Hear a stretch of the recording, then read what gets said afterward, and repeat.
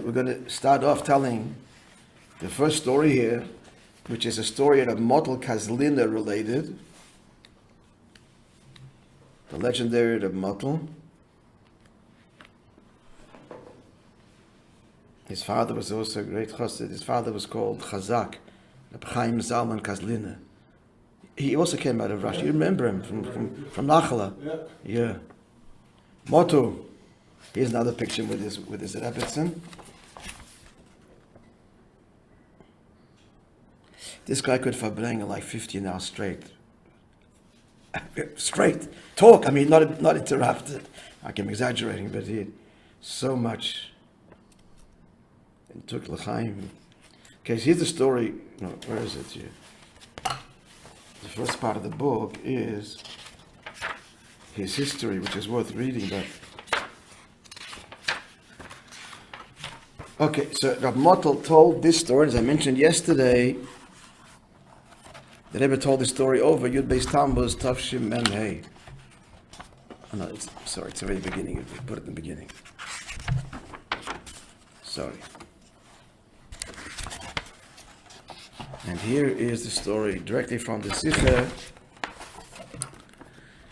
There is an area of, the Rebbe's talking here, of the Frierdiker Rebbe's work in Russia that at the time could not be publicized, and therefore the matter remained unknown.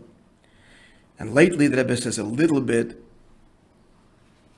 is being publicized, made known to the public by people who heard it from him, from the Frierdiker Rebbe, or themselves participated in these askonas, and these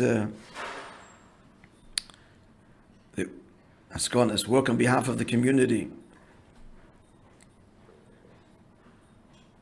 And we're talking specifically, he says, about his interaction with ministers of government during the lifetime of the Rebbe Rashab under the rule of the Tsar. This is before the fall of the Tsar, before communism. And one of the stories that was just now published, this is a model story, and the Rebbe says the story over. Once there was a decree with respect to chinuch and rabbonis. This was happening constantly. The government was seeking to control, really ostensibly for the benefit of Jews, for their benefit, to upgrade their education, to modernize it. Likewise, the rabbinate. The fact is that this is going back to the time of Tzemach Tzedek and even earlier, and it was the leaders of the Maskilim, the reform movement, that pushed this agenda to, as much as possible, enlighten and secularize Jews who they believed were still in the Dark Ages with their superstitious beliefs and so on. Now, the Rebbe adds in brackets, the issue at hand was not something that you have to have Mesiras Nefesh for. It wasn't one of the three Avedas for which you have to give up your life rather than transgress. So the Rebbe Rashab sent his only son to Petersburg, to the capital, to nullify the decree. Now, the Frierdiker Rebbe asked his father, and how long do I wait there? His father said, till Mesiras Nefesh.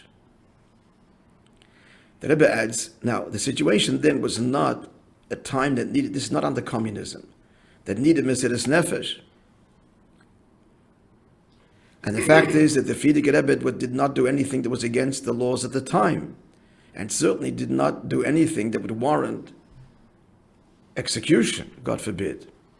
These were still the good years before communism. This is under the Tsar. But here, he's being told by his father, you stay there till the point of Mesiras Nefesh.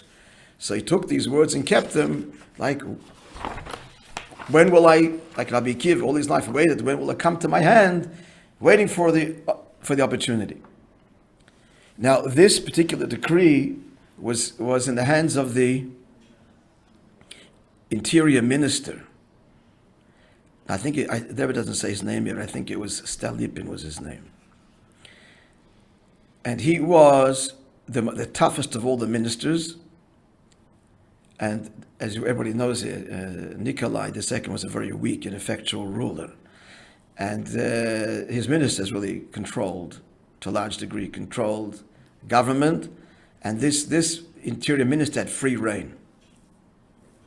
I had said that the Tsar was not very clever, and some say he wasn't clever at all, and matters of government were conducted by the interior minister, by this fellow. And he was a tzori, an oppressor of Jews, a wicked, terribly wicked person. I'm translating here without any regesh anushis klal, without any sense of humanity, of sensitivity.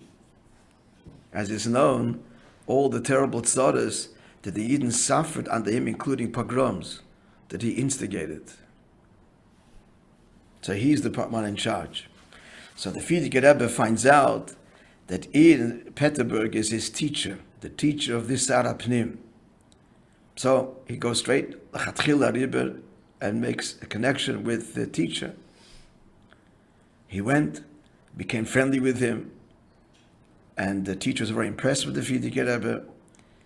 And the Frierdiker Rebbe, this took some time to develop this relationship. And the Frierdiker Rebbe tells him his problem. Please help me, I have to find a way to reach the minister and to affect him that he should be mevatel the gzeira, rescind this decree of chinuch and the rabbinate, rabbonis. So this teacher, this mentor, tells the Frierdiker Rebbe, okay, he says to him, as his mentor, I have a permanent permission to enter freely whenever I want, without limit, into the office of the minister. It's literally it's a paper, a government paper, like a card. I'll give it to you and do as you wish, with this pass. But he added, you're taking your life in your hand. This is tremendous Mesiras Nefesh, just to wander into his office. Now we understood the Frierdiker Rebbe, what his father said, bis when, till when? Till Mesiras Nefesh mamish. So here is a visible Jew, beard, payas, dressed in a setuk. The Rebbe says, speaking in a Russian with an accent, like every red flag possible. He's attraction, and he is going to go into the building of the interior. No, he took the pass, and he goes to the building. He comes there, he comes to the guard, and he shows him the pass. He looks at it, looks at the pass, looks at the Frierdiker Rebbe. Jews aren't allowed to be in St. Petersburg without special permission. To be overnight, you need a special pass. At the entrance of the building of the Minister of Interior, nobody can do that without a pass, Jew or not Jew. But he's looking at it, it's bona fide. Okay, in you go. Frierdiker Rebbe enters the building, and it's a big building. He starts to look, where is the office of the Minister of Interior? And he went the wrong way. Clearly, now he's got to ask somebody. Now he's really exposing himself. He's walking the corridors here, and he has to ask someone, where is the room of the... Right there is a giveaway. Where's the room of the Interior Minister? This Rabbi is asking. He does it. Mesiras Nefesh. He's ready for whatever comes. And someone tells him, here. He stands in the corridor, and the minister walks out. He walks out. The Frierdiker Rebbe runs in, runs to the desk, goes through the papers where he sees this decree is written up. It's going to change whatever the effect chinuch. He looks and he finds a stamp that says not ratified, lo ma'ushar, not ratified. Stamps it, stamps it, and runs out, walks out of the binyan, and returns home. So this is a story ready for the ultimate price that the Motel told, that the Rebbe shared, and tomorrow God willing will tell stories that the Motel himself shared, things that he heard and saw. Have a wonderful day, everybody.